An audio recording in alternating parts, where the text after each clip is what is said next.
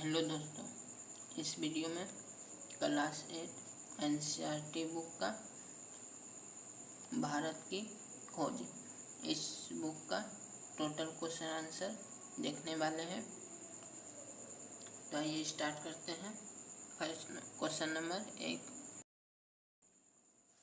एक नंबर, आखिर यह भारत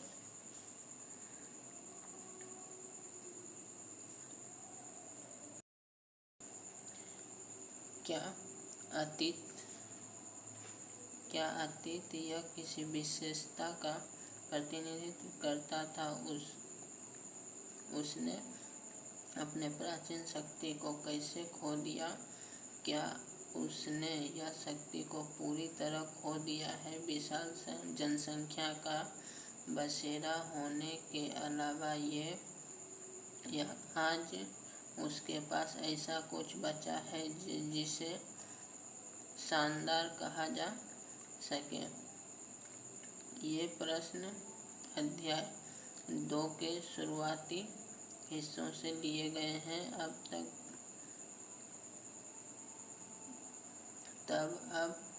पूरी पुस्तक पढ़ चुके होंगे।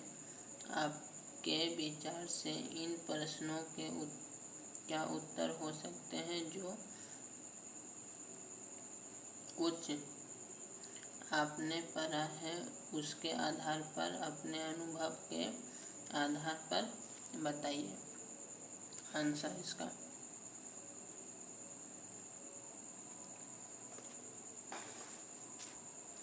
उत्तर में, भारत एक विशाल जनसंख्या वाला प्राचीनतम देश है। यहाँ की विशिष्ट संस्कृति और सभ्यता है। भारत की सभ्यता और संस्कृति की महानता शुरू से वर्तमान तक विश्व के लोकप्रिय रही है। यही कारण है कि अनेक हमलावरों ने इसे नष्ट करने का प्रयास किया। इसके बावजूद भी इसकी सत्ता को कोई समाप्त नहीं कर पाया। आज भी विश्व की महान सभ्यताओं के नष्ट होने के बाद भी यह अपना अस्तित्व बनाए हुए है। यहाँ की जनता, उनका रहन सहन, खान पान, सोच विचारने का तरीका शामिल है। भौमिक स्वरूप में नदी, पहाड़, मैदान, जंगल आ सकते हैं। भारत अतीत में महान संस्कृति का प्रतिनिधित्व करता था। यहाँ की राष्ट्रीयता की अवधारणा मुक्त थी। नेक्स्ट क्वेश्चन 2 नंबर, आपके अनुसार भारत यूरोप की तुलना में तकनीकी विकास के दौर में क्यों पिछड़ा हुआ था? उत्तर, हमारे विचार से भारत यूरोप के तुलना में तकनीकी विकास की दौर इसलिए पिछड़ा गया क्योंकि उस समय इंग्लैंड में औद्योगिक क्रांति आरंभ हुई, जबकि विश्व में ऐसे देश में पुनर्जागरण 15वीं शताब्दी में हो चुकी थी। इसके अतिरिक्त उस समय उत्तरी भारत में लगातार बाहरी आक्रमण हो रहे थे। हमलों के कारण भारत का ध्यान अपना अस्तित्व बचाने के केंद्र हो गया। वह अपने आंतरिक सुरक्षा में लगा रहा। सभी संसाधनों के होते हुए भी भारत वैज्ञानिक खोजों का आविष्कारों की ओर ध्यान केंद्रित न कर सका। यही कारण था कि भारत यूरोप के तकनीकी विकास के दौर से पिछड़ा गया। Next question 3 number, Nehru ji ने कहा कि मेरे ख्याल में हम सब के मन में अपनी मातृभूमि की अलग अलग तस्वीरें हैं और कोई दो आदमी बिल्कुल एक जैसा नहीं सोच सकता। अब आप बताइए कि क्वेश्चन नंबर को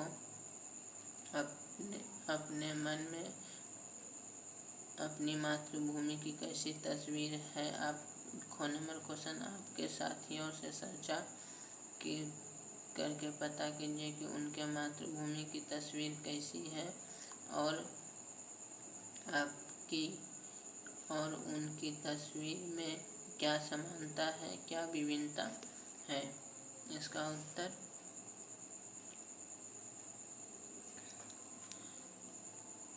हमारे मन में मातृभूमि की तस्वीर है भारत की विशाल मैदान, हरे भरे खेत, नदियाँ, पर्वत, यहाँ के बसने वाले लोग तथा विपत्ति में धर्म का अनुसरण करने की सीख देने वाला देश तथा उनकी ममतामयी तस्वीर। क्वेश्चन नंबर क का आंसर, हमारे साथियों के मन में अपने देश के प्रति अटूट लगाव है। वे अपने देश की संप्रभुता रक्षा के लिए सदैव बलिदान देने के लिए तैयार रहते हैं। कुछ मित्र ऐसे भी हैं जो संशय में रहते हैं क्योंकि उनमें पश्चिमी सभ्यता का रंग चढ़ा हुआ है। वे विदेशों में जाकर बसना चाहते हैं। उनमें पश्चिमी रहन सहन और तौर तरीके पसंद है। Next question 4 number, Jawaharlal Nehru ने कहा, यह बात दिलचस्प है कि भारत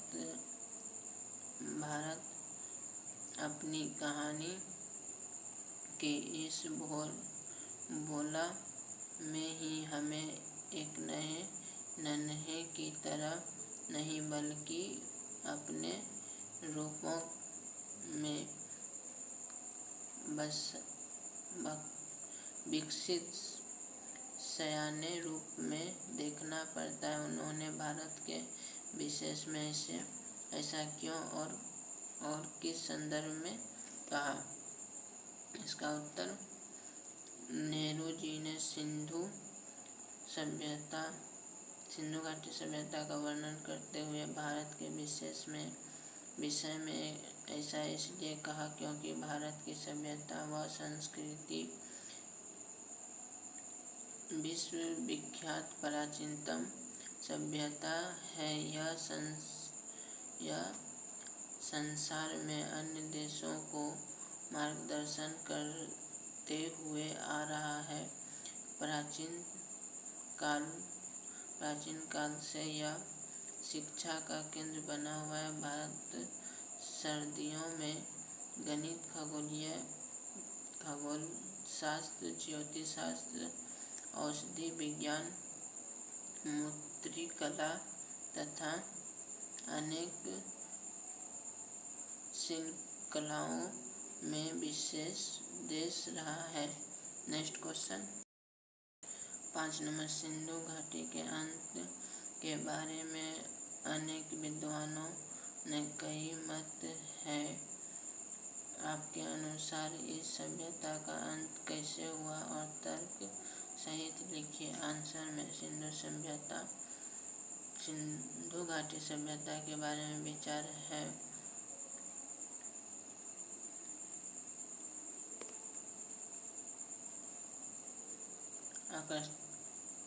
अकस्मात किसी ऐसी दुर्घटना जैसे भूकंप, बाढ़ व मौसम के प्रभाव के कारण इस सभ्यता का अंत हो गया होगा। इस सभ्यता के अंत का दूसरा कारण हमारे विचार से यह हो सकता है कि खुदाई के दौरान इस सभ्यता के हथियार मिले नहीं हैं।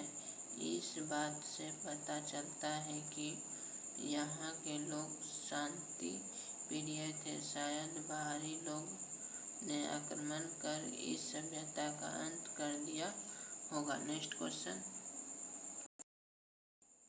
6 नंबर। उपनिषदों में बार बार कहा गया है कि शरीर स्वस्थ हो, मन स्वस्थ हो और तन मन दोनों अनुशासन में रहे। आप अपने दैनिक क्रियाकलापों में इसे कितना लागू करते हैं, लिखिए। उत्तर में उपनिषद के बार बार कहा गया है कि शरीर स्वस्थ हो, मन स्वस्थ हो और तन मन दोनों अनुशासन में रहे। यह 100% सही कहा गया है। मैं भी अपना दैनिक क्रियाकलापों में इसे लागू करने का प्रयास करता हूँ। इसके अलावे तन और मन को स्वस्थ करने के लिए प्रातः जल्दी उठना, प्रातः कालीन सैर करना, व्यायाम करना, योग कक्षाओं में जाने का नियमित प्रयास करता हूँ। इसके अलावे सभी काम समय पर निपटाने का प्रयास करता हूँ। Next question 7 number. Nehru ji ने कहा कि इतिहास की उपेक्षा के परिणाम अच्छे नहीं हुए। आपके अनुसार इतिहास लेखन में क्या शामिल किया जाना चाहिए, इस सूची बनाइए और उन पर कक्षा में अपने साथियों और अध्यापकों से चर्चा कीजिए।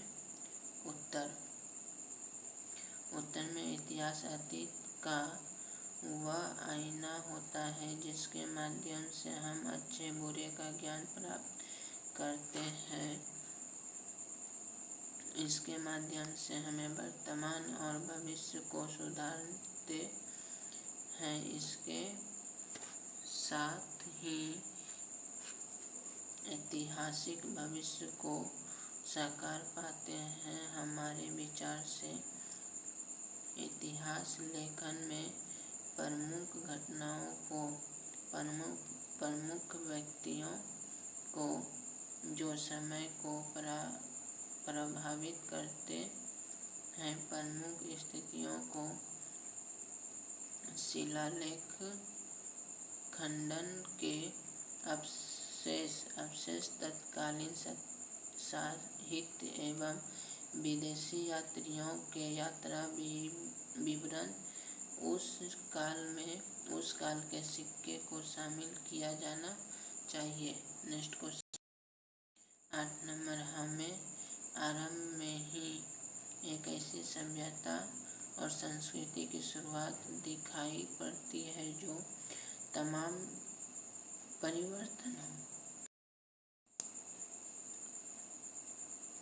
परिवर्तनों के बावजूद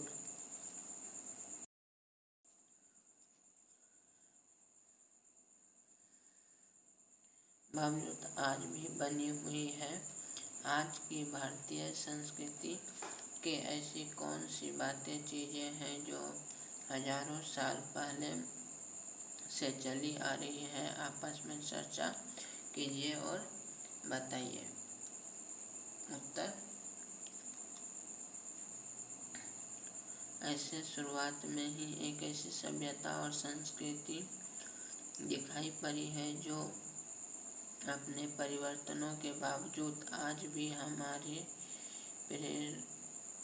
प्रेरणा बनी हुई है, जो जैसे सत्य, अहिंसा, परोपकार एवं त्याग की भावना, अतिथि सत्कार, गुरुजनों का आदर, जन्मभूमि से प्यार, मातृभूमि की रक्षा की भावना आदि हमें पौराणिक युग से लेकर आज तक उनकी परंपरा ज्यों की त्यों बनी है। नेक्स्ट क्वेश्चन, आपने पिछले साल बाल महाभारत कथा पढ़ी। भारत की खोज में कि महाभारत के सार को सूत्रबद्ध